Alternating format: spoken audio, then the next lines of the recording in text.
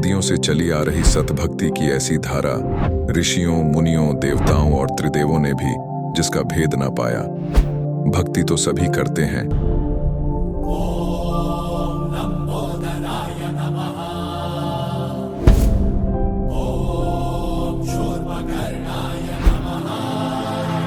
और हरदम यह सोच रहती है कि रहने के लिए आलीशान घर हो, घूमने के लिए बड़े बड़े पार्क हो, खाने पीने के लिए स्वादिष्ट भोजन हो, हम कभी बीमार ना हो, कभी दुखी ना हो और कभी भी ना मरे।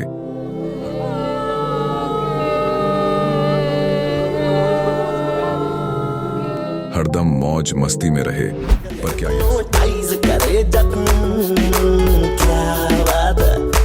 पर क्या यह संभव है? हम सब इतनी भक्ति करते हैं, व्रत करते हैं, श्राद्ध निकालते हैं, कावड़ लेकर आते हैं,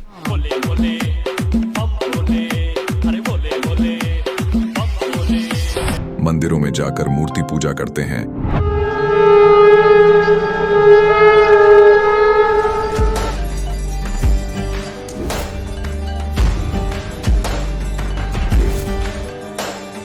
भानुकोटिभास्वरं भवाब्धितारकं परं नीलकण्ठमीप्सितार्थदायकं त्रिलोचनं कालकालमम्बुजाशमक्षशूलमक्षरम्। चर्च में जाकर प्रेयर करते हैं,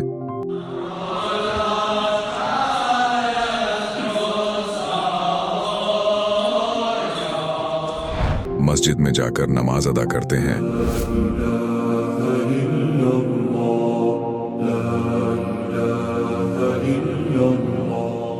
अल्लाहु अकबर कबीरा, और गुरुद्वारों में जाकर माथा टेकते हैं,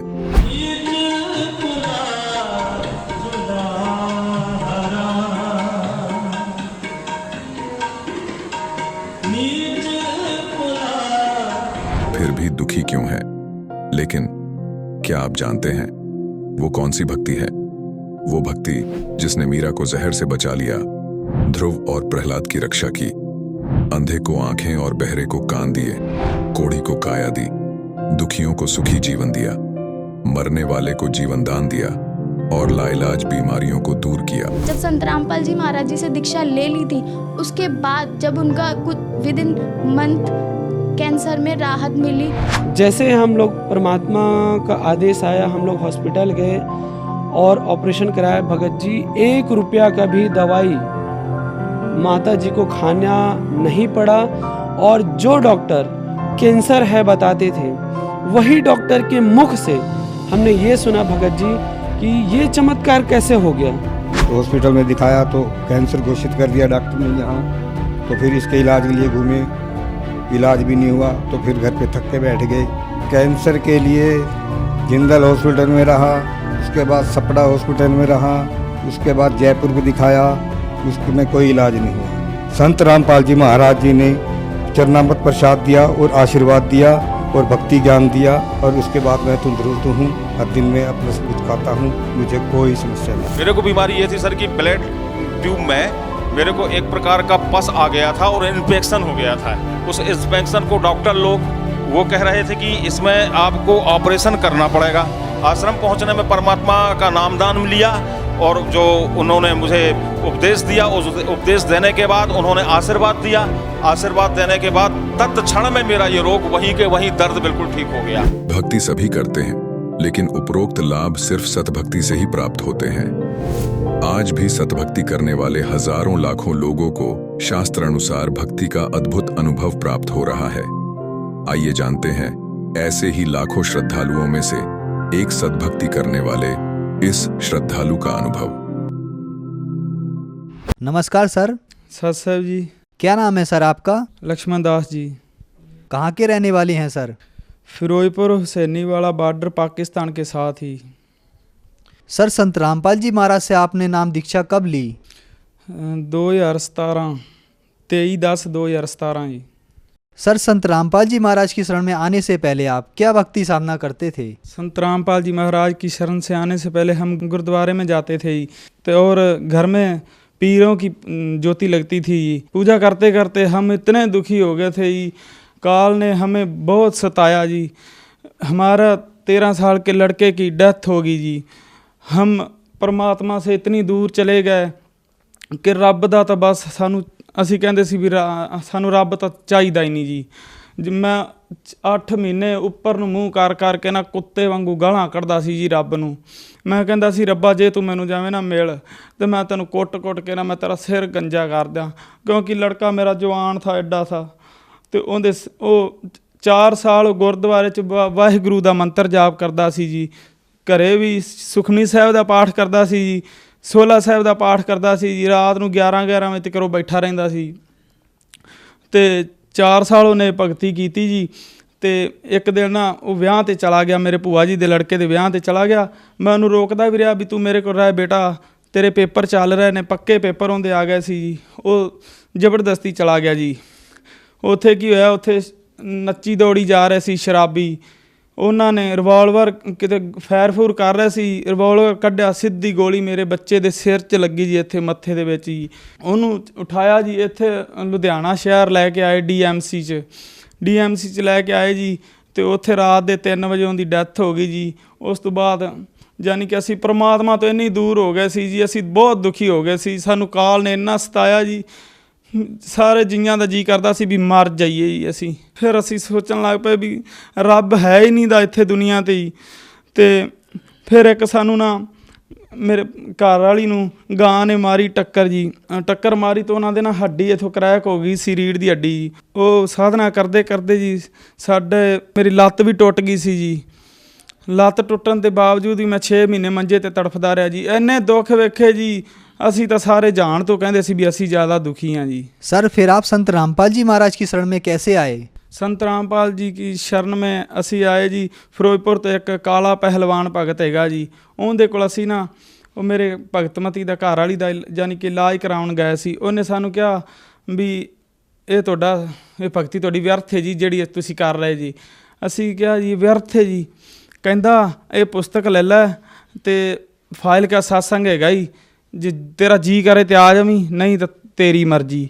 ਬਈ ਮੈਨੂੰ ਤਾਂ ਜਦੋਂ ਇਹ ਲੱਗਿਆ ਨਾ ਵੀ ਉਹਨੇ ਮੈਨੂੰ ਇੱਦਾਂ ਖਿੱਚ ਕੇ ਕਹਿ ਤਾ ਵੀ ਤੇਰਾ ਜੀ ਕਰੇ ਤੇ ਆ ਜਾਵੀਂ, ਨਹੀਂ ਤਾਂ ਤੇਰੀ ਮਰਜ਼ੀ।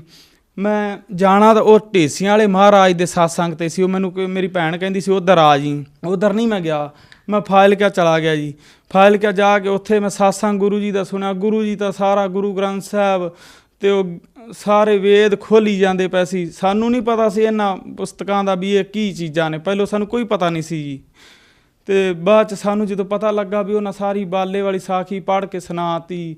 ਸੰਤ ਰਾਮਪਾਲ ਜੀ ਮਹਾਰਾਜ ਨੇ ਜਦੋਂ ਪ੍ਰਾਣ ਸੰਗਲੀ ਖੋਲ੍ਹ ਕੇ ਸਾਨੂੰ ਵਿਖਾਈ ਉੱਥੇ ਸਤਸੰਗ ਦੇ ਵਿੱਚ, ਅਤੇ ਅਸੀਂ ਤਾਂ ਹੈਰਾਨ ਹੀ ਰਹਿ ਗਏ ਜੀ ਵੀ ਗੁਰੂ ਨਾਨਕ ਦੇਵ ਜੀ ਦਾ ਅਸੀਂ ਤਾਂ ਨਾਂ ਹੀ ਇਕੱਲਾ ਲੈਂਦੇ ਸੀ। ਅਸੀਂ ਕਹਿੰਦੇ ਸੀ ਵੀ ਗੁਰੂ ਨਾਨਕ ਤੋਂ ਤਾਂ ਉੱਤੇ ਹੈ ਹੀ ਕੋਈ ਨਹੀਂ ਦਾ ਜੀ। ਜਦੋਂ ਅਸੀਂ ਉੱਥੇ ਸਾਰਾ ਕੁਝ ਵੇਖਿਆ ਸਤਸੰਗ ਦੇ ਵਿੱਚ, ਅਤੇ ਅਸੀਂ ਤਾਂ ਆਉਂਦੇ, ਸਾਨੂੰ ਬਸ ਅਗਲੇ ਐਤਵਾਰ ਦਾ ਇੰਤਜ਼ਾਰ ਸੀ ਵੀ ਜਲਦੀ ਤੋਂ ਜਲਦੀ ਐਤਵਾਰ ਆਵੇ ਅਤੇ ਅਸੀਂ ਨਾ ਨਾਮ ਦੀਕਸ਼ਾ ਲਈਏ, ਕਿਉਂਕਿ ਅਸੀਂ ਬੜੇ ਦੁਖੀ ਹੋ ਕੇ ਵੇਖ ਲਿਆ ਸੀ ਵੀ ਸਾਰੇ ਜਾਣ ਤੋਂ ਅਸੀਂ ਦੁਖੀ ਸੀ ਜੀ। सर संत रामपाल जी महाराज की शरण में आने के बाद आपको क्या लाभ मिले? ਸੰਤ ਰਾਮਪਾਲ ਜੀ ਮਹਾਰਾਜ ਦੀ ਸ਼ਰਨ ਵਿੱਚ ਆਉਣ ਤੋਂ ਬਾਅਦ ਜੀ ਲਾਭ ਨਿੱਕੇ ਮੋਟੇ ਤਾਂ ਸਾਨੂੰ ਡੇਲੀ ਹੁੰਦੇ ਨੇ ਜੀ।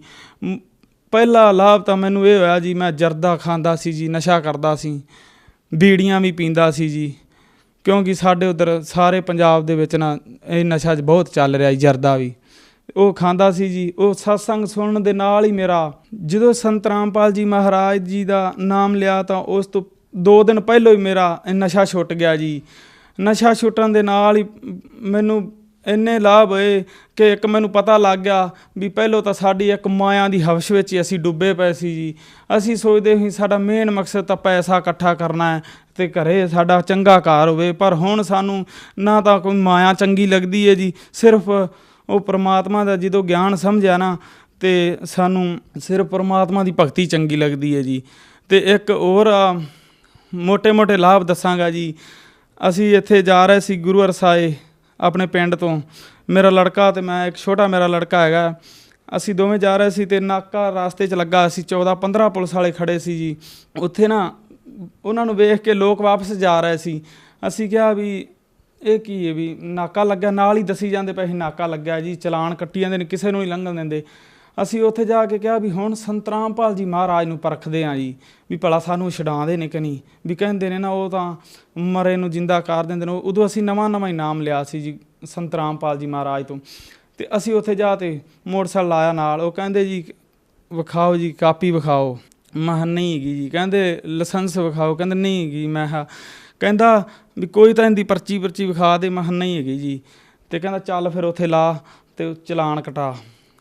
ਅਸੀਂ ਫਿਰ ਉੱਥੇ ਮਨ ਹੀ ਮਨ ਵਿੱਚ ਪਰਮਾਤਮਾ ਨੂੰ ਅਰਦਾਸ ਲਾਈ, ਸੰਤ ਰਾਮਪਾਲ ਜੀ ਮਹਾਰਾਜ ਨੂੰ, ਵੀ ਮਾਲਕਾ ਇਹਨਾਂ ਨੂੰ ਸਦਬੁੱਧੀ ਬਖਸ਼ੋ, ਅਸੀਂ ਲੇਟ ਹੋ ਜਾਵਾਂਗੇ ਅਤੇ ਅਸੀਂ ਜਾਣਾ ਜੀ ਅੱਗੇ 25-30 ਕਿਲੋਮੀਟਰ ਅਸੀਂ ਅੱਗੇ ਜਾਣਾ ਸੀ ਜੀ। ਸ਼ਾਮ ਦਾ ਟਾਈਮ ਸੀ ਅਤੇ ਉੱਥੇ ਇੱਕ ਪਿੱਛੋਂ ਨਾ ਸਾਡੇ ਉਹ ਸਰਦਾਰ ਖੜ੍ਹਾ ਹੋਇਆ ਜੀ।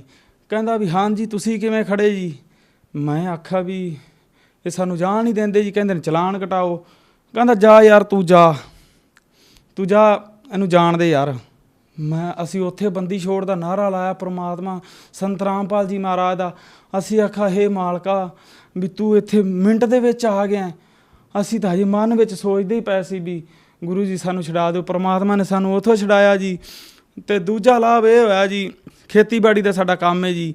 ਮੈਂ ਆਪਣੇ ਨਾ ਅਰਬੀ ਚੋਕਣ ਜਾ ਰਿਹਾ ਸੀ, ਗੋਡੀ ਲਾਉਣੀ ਸੀ ਜੀ। ਮੈਂ ਘਰੋਂ ਹੀ ਸੋਚ ਕੇ ਚੱਲਿਆ, ਮੈਂ ਕਿਹਾ ਗੁਰੂ ਜੀ ਅੱਜ ਕੋਈ ਪਰਮਾਤਮਾ ਸੰਤ ਰਾਮਪਾਲ ਜੀ ਅੱਜ ਕੋਈ ਐਸਾ ਚਮਤਕਾਰ ਕਰੋ ਕਿ ਮੈਨੂੰ ਪਤਾ ਲੱਗ ਜਾਵੇ ਵੀ ਤੁਸੀਂ ਮੇਰੇ ਨਾਲ ਚਮਤਕਾਰ ਕਰ ਦਿੱਤਾ।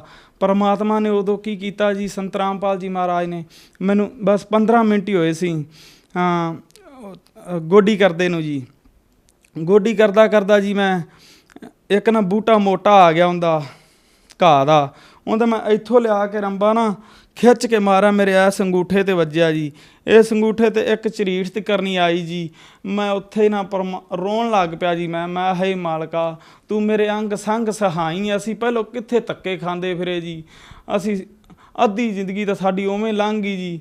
35 ਸਾਲ ਮੇਰੇ ਹੋ ਗਏ ਜੀ। 35 ਸਾਲ ਦੀ ਮੇਰੀ ਉਮਰ ਹੋ ਗਈ। ਬਸ ਐਵੇਂ ਵਿਅਰਥ ਹੀ ਗਈ ਚਲੀ ਸੀ। ਤੁਸੀਂ ਨਾ ਮਿਲਦੇ ਤਾਂ ਸਾਡੀ ਖਰੇ ਕੀ ਦੁਰਗਤੀ ਹੋਣੀ ਸੀ ਜੀ।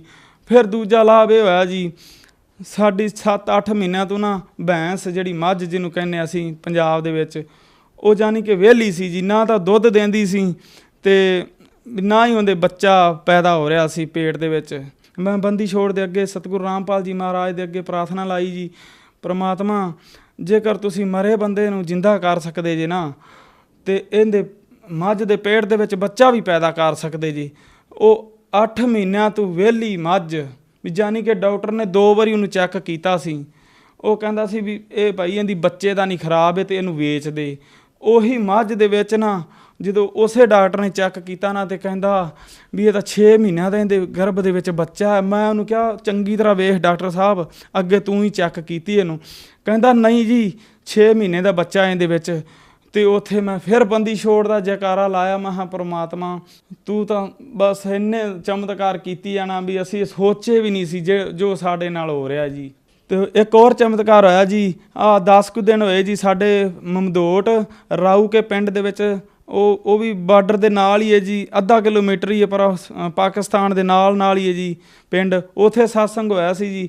ਉੱਥੇ ਅਸੀਂ ਸਤਸੰਗ 'ਤੇ ਗਏ ਜੀ, ਸਾਰਾ ਪਰਿਵਾਰ ਹੀ ਗਿਆ ਜੀ। ਅਤੇ ਵਾਪਸੀ ਆਉਣ ਲੱਗਿਆ ਨਾ ਸਤਸੰਗ ਸਮਾਪਤੀ ਹੋਈ ਅਤੇ ਅਸੀਂ ਵਾਪਸੀ ਆਉਂਦੇ ਪਏ ਸੀ। ਇੱਕ ਮੇਰੀ ਬੇਟੀ, ਇੱਕ ਮੇਰੇ ਘਰ ਵਾਲੀ ਅਤੇ ਇੱਕ ਮੈਂ, ਅਸੀਂ ਤਿੰਨੇ ਸੀ ਜੀ। ਮੋਟਰਸਾਈਕਲ 'ਤੇ ਲੱਗੇ ਆਉਂਦੇ ਸੀ, 30 35 40 ਦੀ ਸਪੀਡ 'ਤੇ ਹੈਗਾ ਸੀ ਜੀ।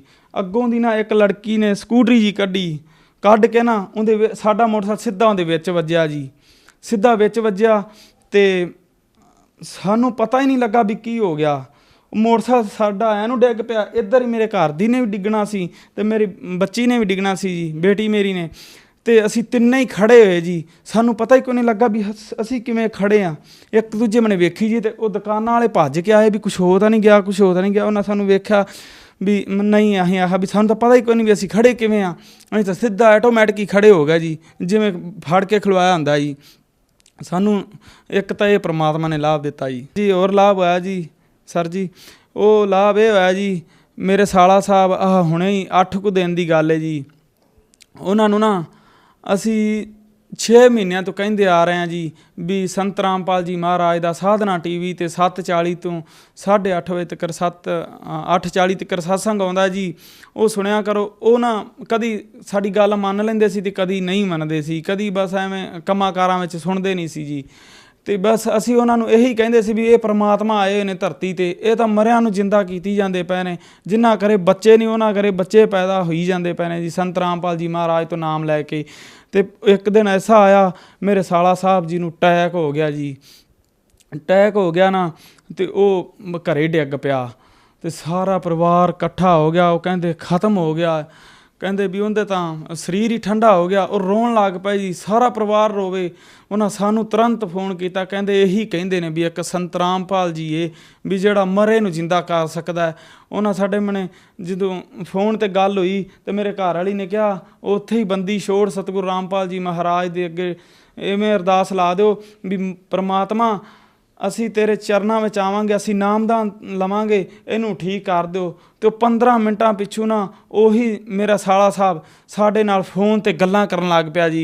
ਅਸੀਂ ਕਹਿੰਦੇ ਸੀ ਵੀ ਤੂੰ ਇੱਥੇ ਆ ਜਾ ਸਾਡੇ ਕੋਲ ਤੇ ਤੈਨੂੰ ਨਾਮ ਗੁਰੂ ਜੀ ਤੋਂ ਨਾਮ ਲੈ ਲਈ ਸ਼ਾਮ ਨੂੰ, ਕਹਿੰਦੇ ਸੀ।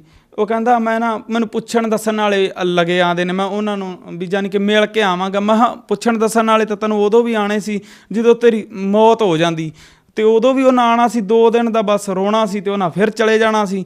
ਤੇ ਦੁੱਖ ਤਾਂ ਸਾਰਾ ਇਹਨਾਂ ਬੱਚਿਆਂ ਨੂੰ ਸਾਰੀ ਉਮਰ ਦਾ ਭੋਗਣਾ ਪੈਣਾ ਸੀ। ਤੇ ਉਹਨੇ ਸਾਡੀਆਂ ਗੱਲਾਂ ਤੇ ਅਮਲ ਕੀਤਾ। ਉਹ ਮੈਂ ਤੁਰੰਤ ਆ ਗਿਆ ਸਾਡੇ ਕੋਲ ਇੱਥੇ। ਉਹਨਾਂ ਨੇ ਨਾਮ ਲਿਆ ਜੀ ਮੇਰੇ ਸਾਲਾ ਸਾਹਿਬ ਜੀ ਨੇ। ਤੇ ਅਸੀਂ ਨਾ ਹੁਣ ਉਹਨਾਂ ਦੀ ਰਿਪੋਰਟ ਕਰਾਈ ਫਰੀਦਕੋਟ ਤੋਂ, ਬਿਲਕੁਲ ਕੁਛ ਵੀ ਨਹੀਂ ਆਇਆ ਜੀ ਉਸ ਰਿਪੋਰਟ ਦੇ ਵਿੱਚ। ਹੁਣ ਬੰਦੀ ਛੋੜ ਦੇ ਸਾਰਾ ਦਿਨ ਜੈਕਾਰੇ ਲਾਉਂਦਾ ਫਿਰਦਾ ਹੁੰਦਾ ਜੀ ਹਰ ਇੱਕ। ਹਜੇ ਜਾਨੀ ਕਿ ਉਹਨੂੰ ਪੂਰਾ ਗਿਆਨ ਨਹੀਂ ਹੈਗਾ ਜੀ, ਉਹ ਫਿਰ ਵੀ ਹਰ ਕਿਸੇ ਨੂੰ ਕਹਿੰਦਾ ਪ੍ਰਮਾਤਮਾ ਆਏ ਨੇ ਧਰਤੀ ਤੇ, ਉੱਥੇ ਜਾਓ ਤੇ ਉਹਦੇ ਕੋਲੋਂ ਨਾਮ ਲਓ ਸੰਤ ਰਾਮਪਾਲ ਜੀ ਮਹਾਰਾਜ ਤੋਂ। ਇਹ ਅਗਿਆਨੀ ਲੋਕ ਨੇ, ਇਹ ਸਮਝਦੇ ਨਹੀਂ ਜੀ।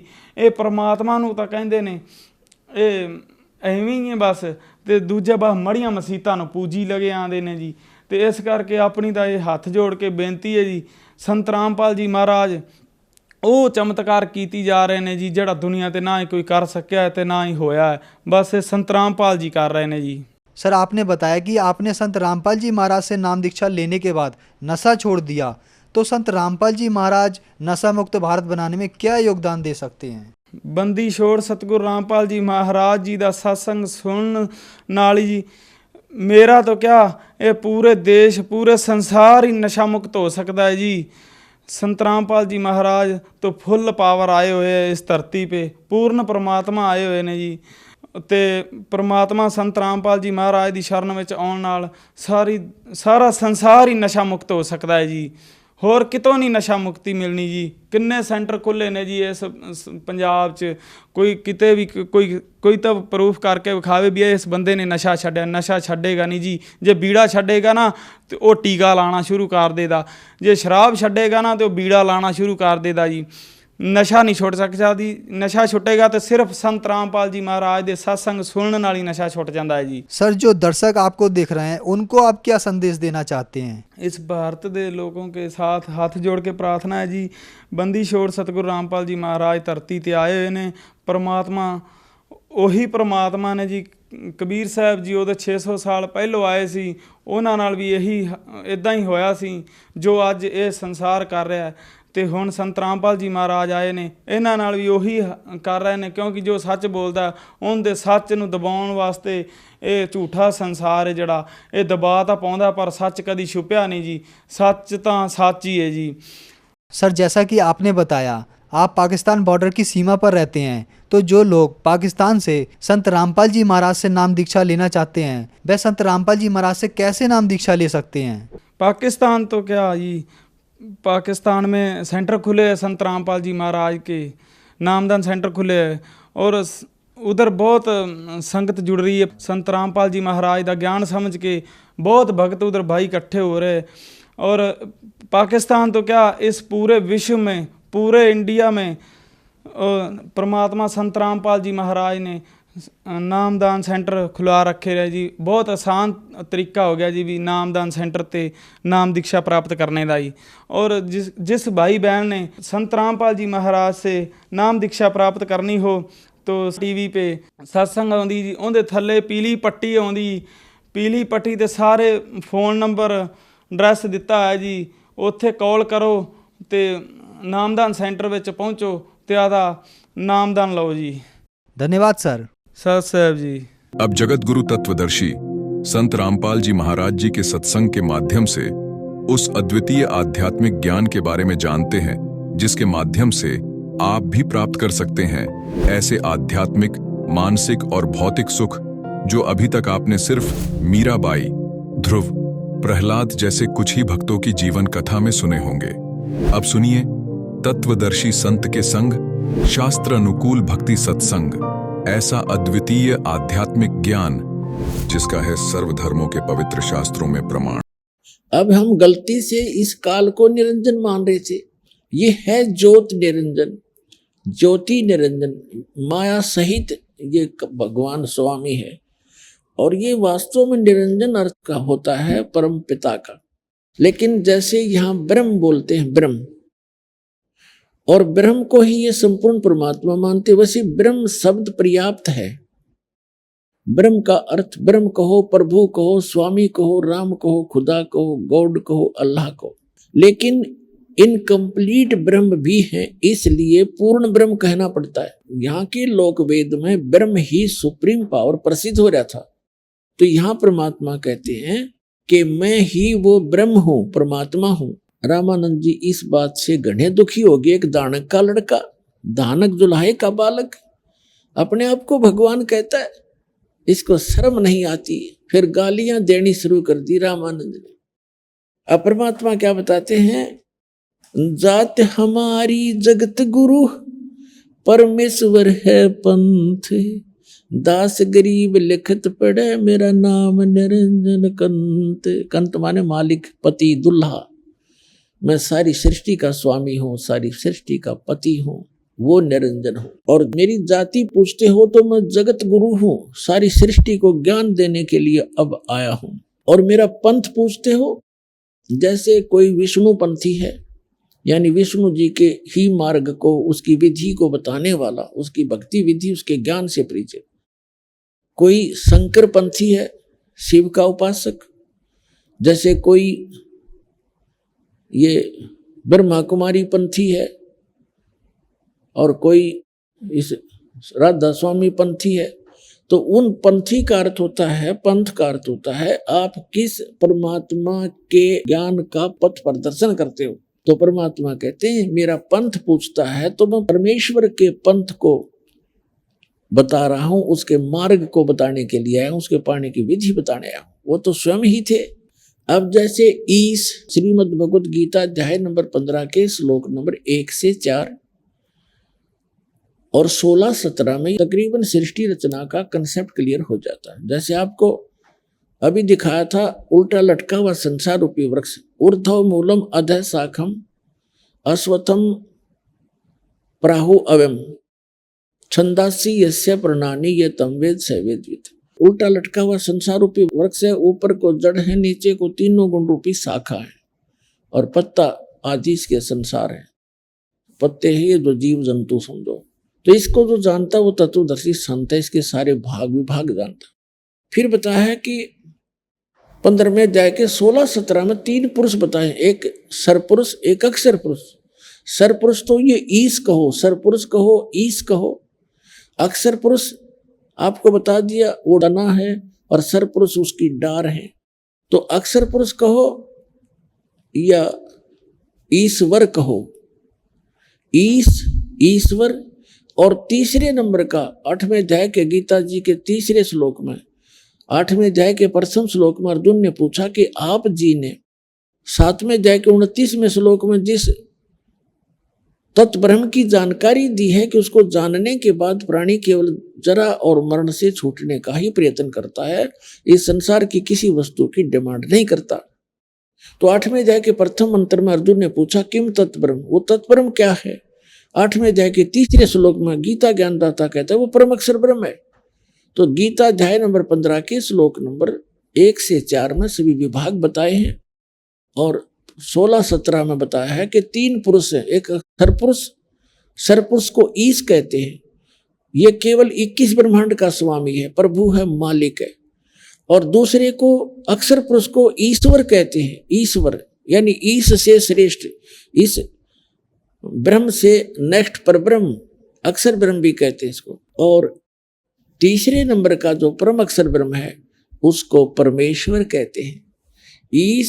ईश्वर यानी इस ईश से श्रेष्ठ, और परमेश्वर उस ईश्वर से भी श्रेष्ठ, परम श्रेष्ठ, ईश्वर से भी परम यानी परमेश्वर, वो तीसरे नंबर का यानी ओवरऑल कंट्रोलर। तो परमात्मा अपने को छुपाकर अपनी महिमा आप ही बता रहे हैं कि जाति हमारी जगत गुरु और परमेश्वर है पंथ, दास गरीब लिखत पढ़ो मेरा नाम निरंजन कंत।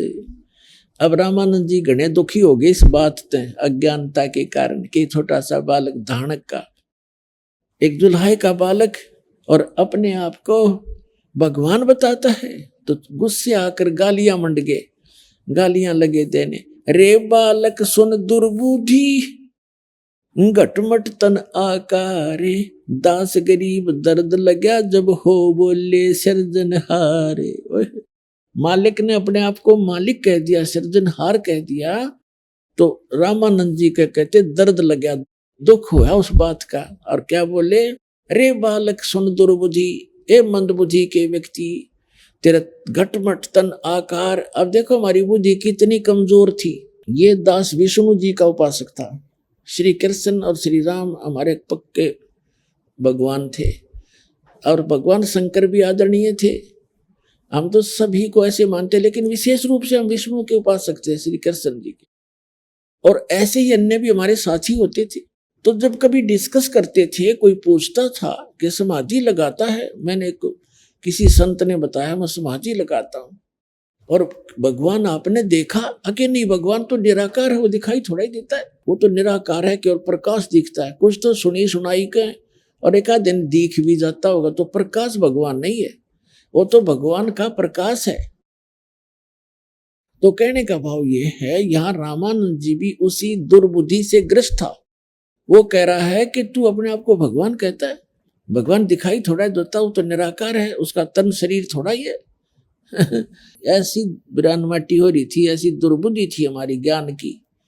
अब वही रामानंद जी बोल रहे उसी सत्र का, वही ज्ञान आम आदमी को हमें होता था ऐसा ही। तो क्या कहते हैं, रे बालक सुन दुर्बुद्धि घटमट तन आकारे, गरीब दास दर्द लगा हो बोले सृजनहार। ए दुर्बुद्धि बालक, तेरा शरीर दिखाई देता है, तेरा आकार है, तो अपने आप को भगवान कहता है। तो गरीबदास जी कहते हैं रामानंद जी का इस बात का घना दुख हुआ, भगवान ने अपने आप को भगवान कह दिया। तुम मोमन के पालेवा जुल्हे के घर बासे, दास गरीब अज्ञान गति एता दृढ़ विश्वास। और कॉन्फिडेंस से बोल रहे भगवान कि तुम मोमन के पालवा, तो एक मुसलमान के घर तेरी परवरिश हो रही है, यानी बहुत अच्छी बुद्धि से संबोधित कर रहे हैं रामानंद जी, ये जानकर कि तू एक धानक और मुसलमान के घर में तू पल रहा है, और तेरा जुल्हाई के घर निवास है, और अपने आप को तू भगवान बताता है।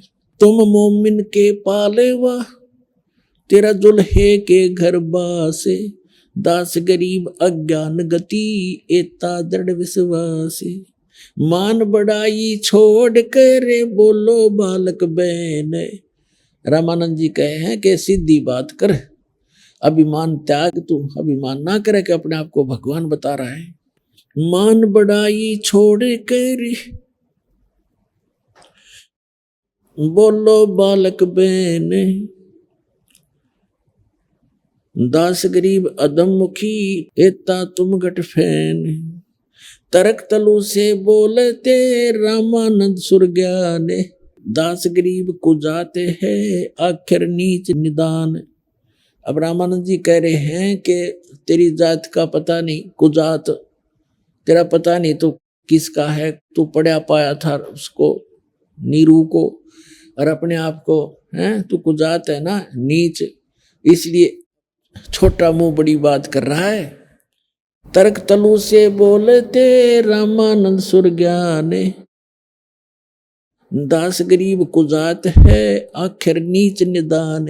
ये शब्द रामानंद जी कह रहे हैं कि आखिर ना तो नीच जात का, इसलिए छोटा मुंह बड़ी बात बकवास कर रहा है, अपने आप को भगवान कह रहा है। पर नरक तो को नहीं तू नीच कुलीन कुजात, दास गरीब अकल बिना तैजे कही क्या बात, बिना दिमाग के तने बात क्या कह दी, अपने आप को भगवान कह रहा है। रामानंद जी का तो घना गुस्सा हो गया ना इस बात का। अब परमात्मा क्या कहते हैं, हाय हाय, मैं के बदन खुलासे करे सुन स्वामी परवीन, यानी गुरुजी धमका रहे हैं, गालियां दे रहे हैं, और एक सुयोग्य शिष्य की भूमिका करते हुए भगवान हाथ जोड़कर खड़े हैं ऐसे। और क्या कहते हैं, अंदर से खुशी है, गुरुजी डांट मार रहे हैं, और जो निकम्मा शिष्य होगा गुरुजी धमकाओगे तो दुख मानता है, और सुयोग्य शिष्य होगा कि गुरुजी तो हमारे हित के लिए ही रुकाते धमकाते हैं, हमें दिखाने के लिए। हालांकि गुरुजी गलत धमका रहे थे, गलत खुरका रहे थे, भगवान ही थे वो तो, फिर भी एक सुयोग्य शिष्य की भूमिका करते हुए कहते हैं, मैं के बदन खुला से करे सुन स्वामी परवीन, दास गरीब मनी मरे मैं आजिज आधीन, मैं आपका आजीज हूँ, आपका नौकर हूँ, आपके अधीन हूँ, मेरा अहंकार नहीं है। और फिर क्या बताते हैं, ए स्वामी सृष्टा में और सृष्टि हमारे तीरे, दास गरीब अधर बसू मैं अवगत सत कबीर, मैं अवगत गत से पहरे इन चार वेद से दूर, दास गरीब दसों दशा में सकल सिंध भरपूर, सकल सिंध भरपूर हूँ खालिक हमारा नाम, दास गरीब अजात हूँ ते जो कहा बलि जाऊं।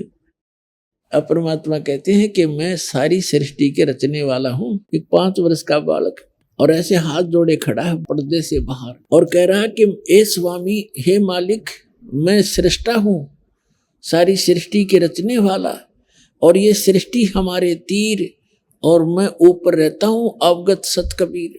फिर कहते हैं जात पात मेरा नहीं, सकल सिंध भरपूर हूँ और खालिक मेरा नाम, और दास गरीब अजात हूँ, मेरे जात पात नहीं है दाता।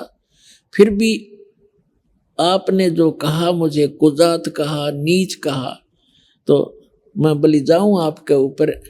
आपने जो कहा मुझे आपने ऐसा ही जाना होगा, मैं ऐसा ही होऊंगा। लेकिन मैं जो कह रहा हूं वह सत्य है कि मैं सारी सृष्टि का रचने वाला हूं। एक 5 वर्ष का बालक है, और ये बातें कहो भी धानक का जो लाहे का 600 वर्ष पहले, तो पुण्यात्मा बुद्धि सुलभ कर जाए आदमी की कि भगवान हो सकता है। और कबीर साहब को आज कोई भगवान मान कर राजी नहीं, और वो भगवान है। हमारे ना मानने से कौन सा वो भगवान नहीं रहेंगे। एक लाल कोई किसी को पहचान नहीं है, हर कोई ये कि ये करोड़ रुपए का है एक छोटा सा कंचा, और कोई नौकर मैं तो नहीं मानता। उसके ना मानने से लाल की कीमत नहीं समाप्त होगी, लेकिन वो उसके व्यवहार में नहीं है, उसको उसका जानकारी नहीं है, तो उसकी अपनी ही अज्ञानता का ये परिणाम है। फिर क्या बताते हैं, सुन रामानंद राम हम मैं बावन नरसिंह, दास गरीब सर्व कला में व्यापक सर्वंग, हम मौला सब मूलक में मुल्क हमारे माही, दास गरीब दयाल हम सम दूसर नाही, हमसे ही पानी पवन और हमसे धरणी आकाश, दास गरीब तत्व 5 में हम ही शब्द निवास। अपने आत्मा देखिएगा, ये है सूक्ष्म वेद, और इस सूक्ष्म वेद को समझने के लिए परमात्मा की दी हुई वो विशेष विलक्षण बुद्धि चाहिए।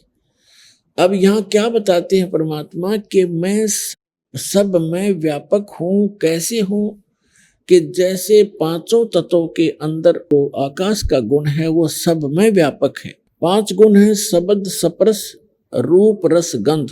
ये 5 जैसे 5 तत्व हैं, और इनके 5 के 5 ही गुण हैं, जैसे आकाश, वायु, अग्नि, पृथ्वी और जल। ये ऐसे है, तरतीब वाइज है। तो यहाँ क्या बताया है, आकाश का गुण है शब्द। अब जैसे इस पूरे ब्रह्मांड को परमात्मा ने ऐसे बंद कर रखा आकाश से, यदि ये आकाश से बंद ना कर रखा हो, चारों तरफ से कति बिल्कुल बंद ना कर रखा हो, तो हम एक दूसरे की आवाज नहीं सुन सकते। यहाँ शब्द काम नहीं कर सकता। जैसे किसी स्पीकर का पर्दा फट जाता तो फुसर फुसर करेगा, वो आवाज नहीं रहती। तो उसके बाद जो आकाश का गुण है शब्द, और वायु का गुण है स्पर्श, जैसे हवा लगती है ठंडी और गर्म, और अग्नि का गुण है रूप, सर फसर फसर जैसे अग्नि बकड़ बकड़ बलती है, और पृथ्वी का गुण है गंध। अब जैसे शब्द जो है आकाश का गुण है, और वायु जब चलती है उसमें सरसर की आवाज आती है, तो उसमें वायु के अंदर भी उस शब्द का गुण विद्यमान है, यानी शब्द उसमें कांस्टेंट है, अभिन्न नहीं है। ऐसे अग्नि जलती है तो बकड़ बकड़ की आवाज आती है, तो उसमें शब्द साथ है, शब्द का गुण उसके अंदर साथ है। पृथ्वी का डला जैसे उठाकर हम पटकते हैं, उसकी आवाज आती है, तो पृथ्वी उस डले के साथ भी उस शब्द का साथ है, उसमें भी विद्यमान है वहां पर भी। और वापस जल को ऊपर से डालते हैं, तड़ तड़ की आवाज आती है, तो उसमें भी शब्द साथ है। तो कहने का भाव यह है परमात्मा कबीर साहब का कि मैं ऊपर रहता हूं, लेकिन मेरी शक्ति पूरे ब्रह्मांडों में, जैसे शब्द सब में व्यापक है आकाश का गुण, ऐसे मैं सब में मेरी शक्ति साथ विद्यमान है, और उस मेरी शक्ति से ही सब ब्रह्मांड और सब ये जीव क्रियावान है। परमात्मा ये समझाना चाहते, क्या कहते हैं, हमसे पानी पवन है, हमसे धरणी आकाश है, गरीबदास तत्व पांच में हम ही शब्द निवास। जैसे पांचों तत्वों के अंदर शब्द कांस्टेंट है, साथ है, अभिन्न है, ऐसे मैं रहता ऊपर हूं, मेरी शक्ति सब में विद्यमान है। वो बिल्कुल भी किसी कोई प्राणी या कोई कण मेरी शक्ति से बचा नहीं। अब रामानंद जी ने सोचा कि ये बालक बात तो बड़ी बड़ी कर रहा है, इसको थोड़ी सी बाद में बात करूंगा, अपनी पूजा कर लेता हूं जो शेष रहती थी।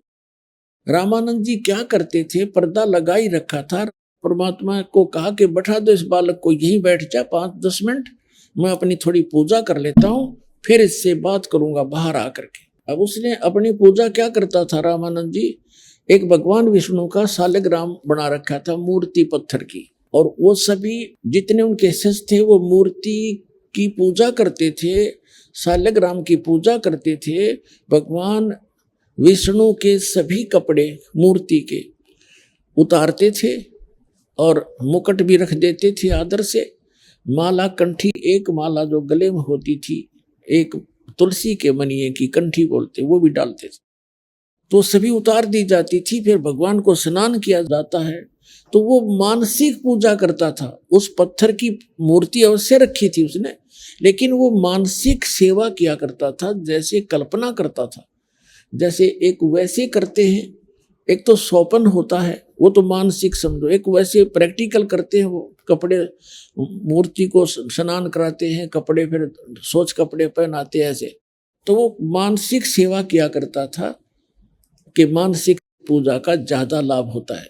तो वो क्या करता था, जैसे कल्पना करता था, प्रतिदिन का अभ्यास था कि जैसे नंगे पैरों गया गंगा पर, और गंगा से सौंपने की तरह कल्पना करा, गंगा का ऊपर से मटका भर के लाया रामानंद जी, वहां रखा, भगवान की मूर्ति उतारी कल्पना से, और उसको प्रात यानी अच्छे पात्र में रखा, नहाया, खूब साफ सूफ किए, उनके कपड़े धोकर सुखा दिए, और नए कपड़े जो धोकर सुखा रखे थे वो धोती बांध दी, ऊपर परमात्मा के जो है मुकुट रख दिया, तिलक चालक लगा दिया।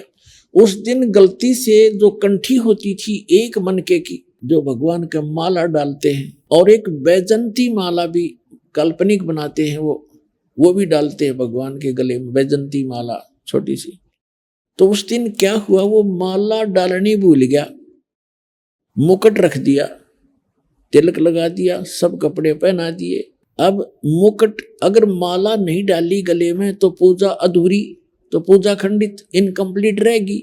और उस दिन मुकुट रखने के बाद मुकुट उतारा नहीं जाता, मुकुट उतार दिया तो पूजा खंडित। अब रामानंद जी ने सोचा, कल्पना से आगे पर्दा लगा है, कोई मूर्ति सामने है नहीं, केवल मन से सोच विचार कर रहा है कि मुकुट के ऊपर से माला डालनी चाहिए, जैसे सौपन होता है। वह माला मुकुट में फंस गई, मुकुट नीचे से चौड़ा था, आगे नहीं जा सकी तो रामानंद जी बड़े चिंतित हुए, माला हाथ में लिए, जैसे कल्पना कर रहे हैं, हाथ में लेकर चिंतित हैं और कोस रहे हैं अपने आप को कि आज मेरे से कौन सी गलती बन गई, अपने जीवन में प्रथम बार आज मेरी पूजा खंडित हुई है। हे भगवान, मुझसे कौन सी गलती बन गई, आज मेरा क्या होगा। आजीवन मैंने इतनी सतर्कता से साधना की, आज मेरा कौन सा पाप आगे अड़ गया। तो परमात्मा कबीर जी बाहर खड़े कह रहे हैं कि ए स्वामी जी, इस माला की गांठ खोल लो, धागे की गांठ खोल लो, गांठ खोल के फिर गले में डाल के फिर गांठ लगा दो, ये मुकुट उतारना नहीं पड़ेगा आपको।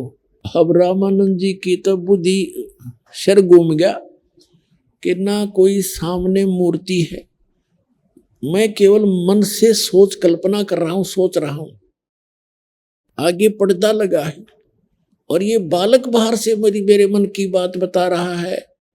अपुण्यात्माओं, ब्राह्मण सोए जो ब्रह्म पहचाने, ब्राह्मण पंडित उसको कहते जो भगवान पहचान ले, और लोक लाज ने तोड़ कर एक लोहा दर दे। अब देखो पुण्यात्माओं, जिनको भगवान पाना है वो लोक लाज नहीं करते, संसार को नहीं देखते। जैसे मीराबाई ने संसार नहीं देखा, रविदास जी को गुरु बना करके अपनी भक्ति स्टार्ट की थी। वो ठाकुरों की लड़की थी, ठाकुर लोग छुआछात को बहुत मानते थे, लेकिन मीराबाई ने नहीं देखा। इसी प्रकार ब्राह्मण, रामानंद जी ब्राह्मण और दुल्हाई जाति से तो अपना कपड़ा भी नहीं छूने देते थे। इतनी लोक लाज, इतना प्रभुता बनी हुई थी। 1400 शिष्य ऋषि और पूरे विख्यात महापुरुष थे। और धानक के बच्चे को अगर स्पर्श करना चाहे तो ये समझ लो सामाजिक मौत थी रामानंद की। समाज से वो कति रिजेक्ट हो जाना था, उसको उससे ब्राह्मण लोग बात नहीं करना था। लेकिन सामने भगवान खड़ा था। कहते स्वामी घुंडी खोल कर जब माला गल डारे, गरीबदास इस भजन को जान सके करतारे। रामानंद जी को परमात्मा ने कहा कि स्वामी जी इस माला के धागे की गुंडी खोल ले और फिर गले में डाल के दोबारा गांठ लगा दे। अब रामानंद जी को जो ही कहा परमात्मा ने, कित की गुंडी खोला था वो, और कित कहाँ माला थी, पर्दा दूर फेंक दिया। इतनी स्पीड से बाहर आया वो 104 वर्ष वर्द, और सामने खड़े उस 5 वर्ष के धानक दुल्हाए के पुत्र को, जिससे वो कपड़ा भी टच करना नहीं पसंद करता था, देखा भगवान खड़ा है। ऐसे मेरी बात को कोई पकड़ नहीं सकता, जान नहीं सकता। और कबीर साहब को सीने से लगा लिया रामानंद जी ने। बोलो सतगुरुदेव।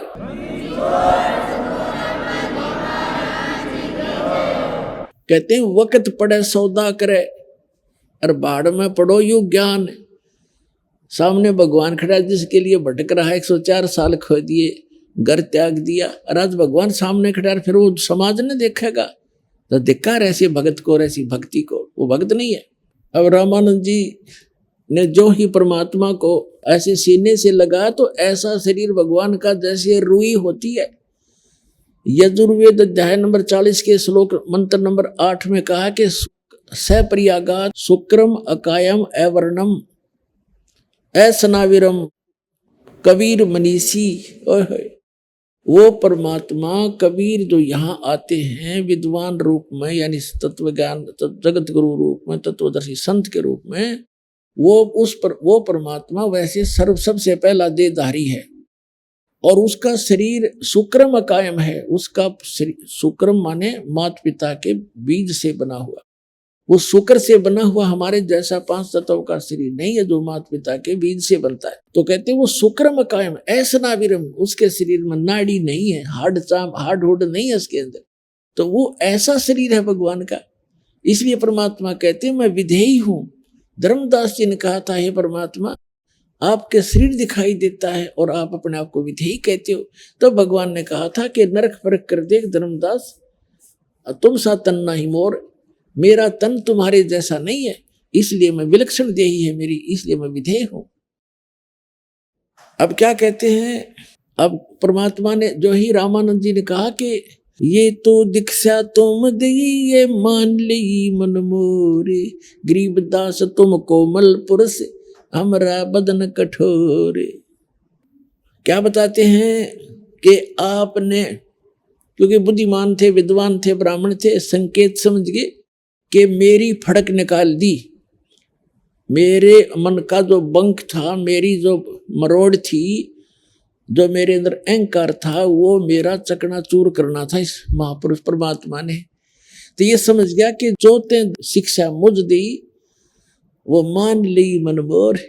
रामानंद जी समझ गए कि ये दुल्हा रूप में प्रगट भगवान, और मेरे अंदर अभिमान भरा था जाति और मजहब का, मेरा वो अहंकार मिटाने के लिए आज इसने ये लीला की है कि कहते जो शिक्षा तुमने मुझे दी मान ली मन मोर। मैं समझ गया कि आपने मेरे लिए ये मेरी आप मरोड़ काट दी, क्योंकि सीने से एक धानक के बालक को लगा रखा है, सारा ब्राह्मण समाज बैठा और थू थू कर रहे हैं, ये बुढ़ापे में इसका क्या दिमाग चल गया रामानंद जी का, एक धानक के बालक को सीने का लगा रहा। लेकिन वो ब्राह्मण था, उसने ब्रह्म पहचान लिया, वो भगवान पहचान लिया कि तो भगवान खड़ा है, तो बाढ़ में जाओ संसार एक तरफ, या तो संसार भी साथ आ जाएगा, ना तो वो अपना राज्य अपना भगवान, जो वस्तु चाहिए थी वो मिल गई। तो क्या कहते हैं अब रामानंद जी कहते हैं जो दीक्षा मोहे दी मान ली मनोर। अरे गरीबदास तुम कोमल पुरुष, आपका तो शरीर रुई जैसा है और हमरा बदन कठोर। फिर क्या बताते हैं, मन की पूजा तुम लखी ये मुकुट माल परवेश, गरीबदास गति कौन लख तेरा कौन वर्ण को बेखे।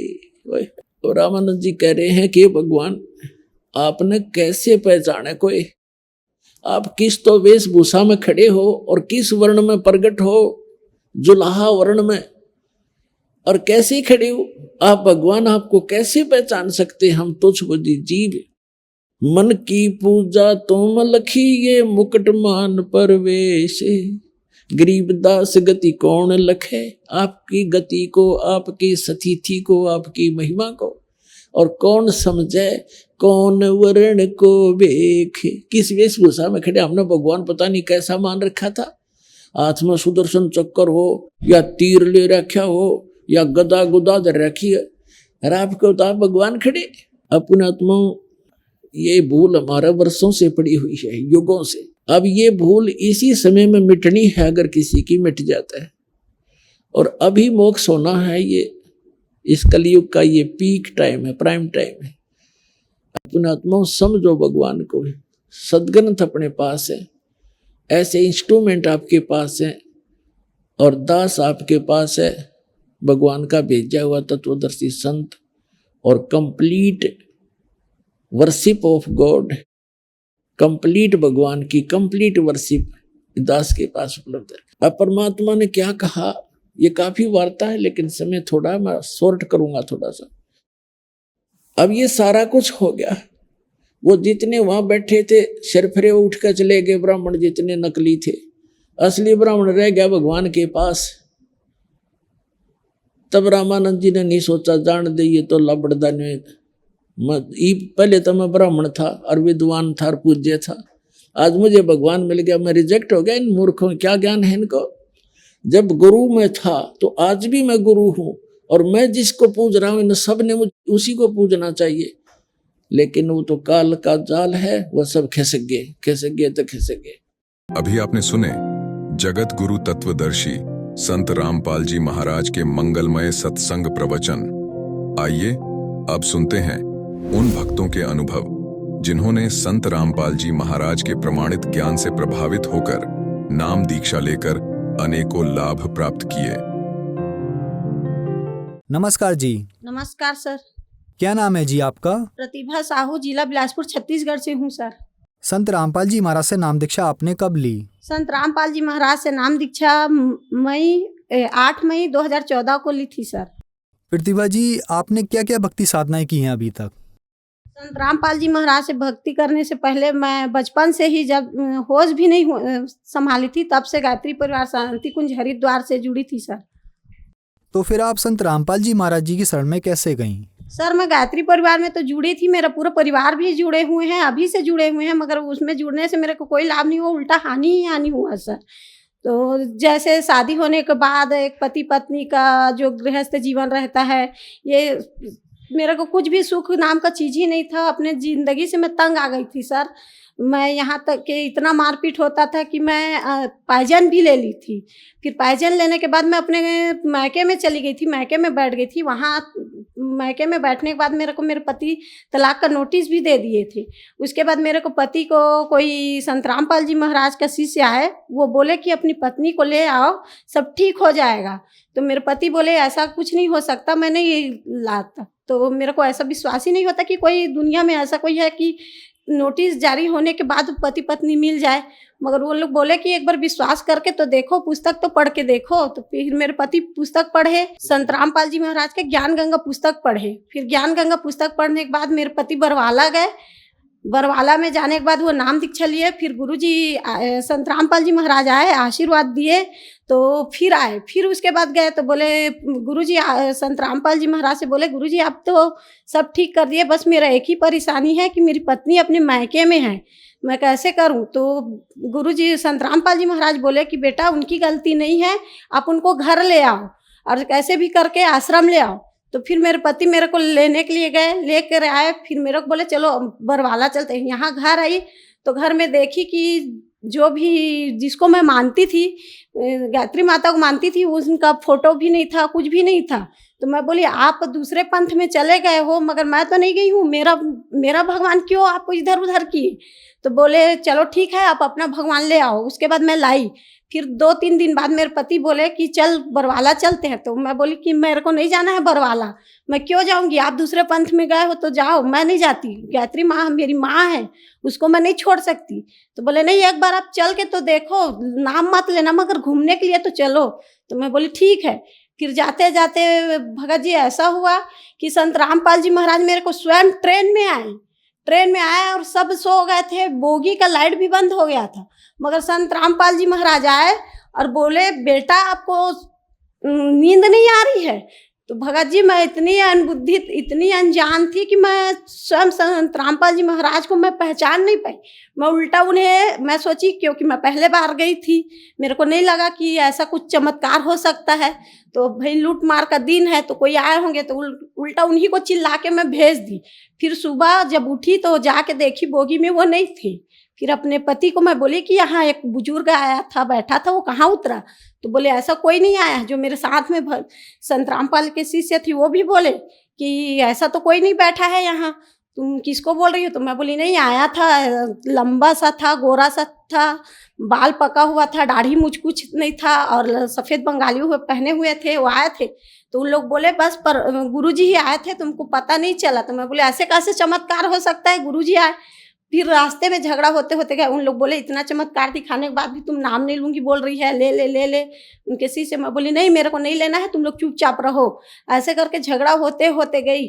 फिर आश्रम जैसे ही गई, मस्त खाई पी, फिर सो गई। थके हारे गई थी, ट्रेन में ऐसे भी नींद तो पड़ता ही नहीं है, तो थके हारे गई थी। उसके बाद भी जब मैं आश्रम में सोई तो रात में जो अपना गायत्री परिवार मिशन से जुड़ी हुई थी, तो उनमें से गुरु थे। तो वो गुरु आए और बोले कि बेटा, बोले कुएं के पास से प्यासा मत जाना, पानी पी कर ही जाना। तो मैं बोली अरे ये कैसे बोल रहे सर। अच्छा, फिर उसके बाद मैं फिर सोई तो फिर वही आवाज़ आया। तो मैं बोली है परमात्मा, मैं बोली यहाँ आई हूँ तो कुछ ना कुछ होगा, उसका कुछ तो संकेत करो मेरे को। जो ऐसा बोल रहे हैं, मेरे कान में आवाज़ आ रहा है और उठ के देखती हूँ तो कोई नहीं है। तो फिर मेरे मन में तुरंत आ गया कि नहीं, मेरे को नाम लेना ही है। फिर उसके बाद सुबह 4 बजे, थके हारे थी, सब सोए थे, फिर भी मैं 4 बजे उठी और उठ के नहा धो के तैयार होके आ गई। फिर अपने पति बोली कि मैं भी नाम लूँगी। मेरे पति बोले अरे ऐसा क्या चमत्कार हो गया जो आप नाम लेना चाहती हो, कल तक तो झगड़ा करते आई है। तो मैं बोली नहीं, मेरे को लेना है यानी लेना है। फिर उसके बाद नाम 2014 में फिर नाम ले लिया, 8 मई 2014 में संत रामपाल जी महाराज से। संत रामपाल जी महाराज से नाम दीक्षा लेने के बाद आपको क्या लाभ मिले? भगत जी संत रामपाल जी महाराज से नाम लेने के बाद इतना लाभ मिले कि शायद बताने के लिए दिन भी छोटा पड़ जाए, मगर इतना थोड़ा बहुत बता सकती हूँ।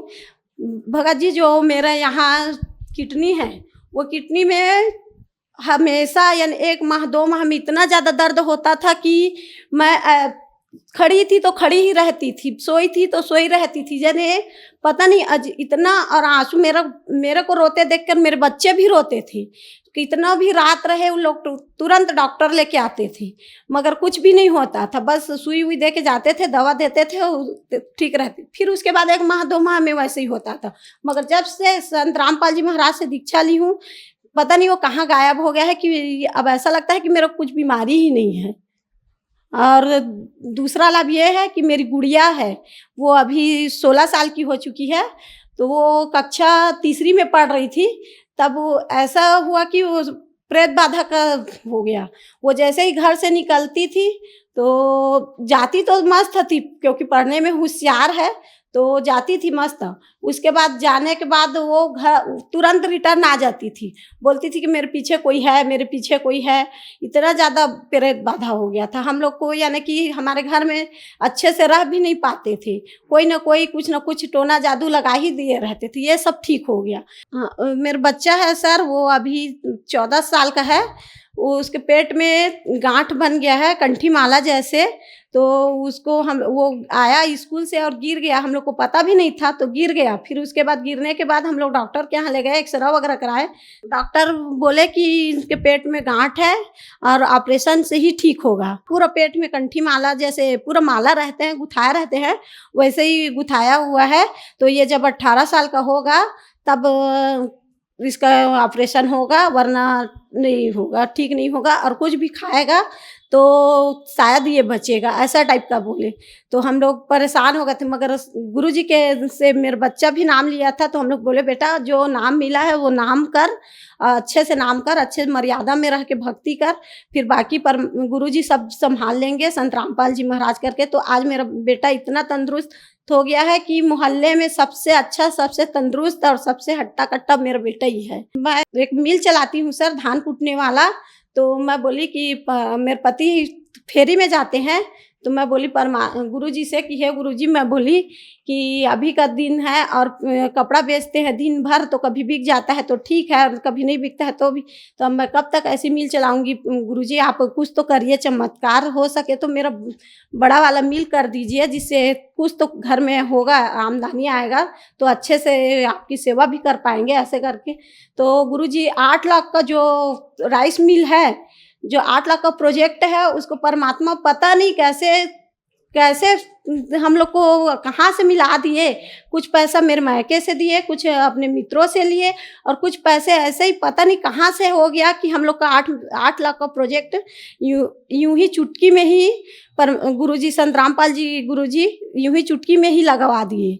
जैसे कि आपने बताया कि संत रामपाल जी महाराज से नाम दीक्षा लेने के बाद आपको बहुत सारे इनाम मिले, तो जो दर्शक अभी आपका इंटरव्यू टीवी पर देख रहे हैं और वो भी संत रामपाल जी महाराज से नाम दीक्षा लेना चाहते हैं, तो कैसे ले सकते हैं? सर, संत रामपाल जी महाराज से नाम दीक्षा तो आप आजकल तो मोबाइल का ज़माना आ गया है, आप लोग सोशल मीडिया, ट्विटर, फेसबुक सब इसमें भी अपने जो संत रामपाल जी महाराज के शिष्य हैं वो लोग लगे हुए हैं। तो आप उनके ज़रिए से भी आप नाम दीक्षा ऑनलाइन, चाहे तो ऑनलाइन या नज़दीकी नामदान केंद्र है वहाँ से आप नाम दीक्षा ले सकते हैं।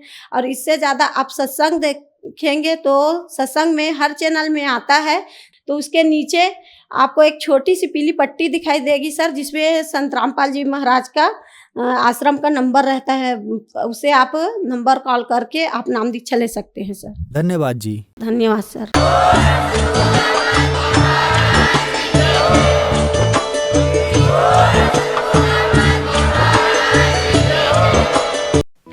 आप सुन रहे थे जगत गुरु तत्वदर्शी संत रामपाल जी महाराज के मंगल प्रवचन।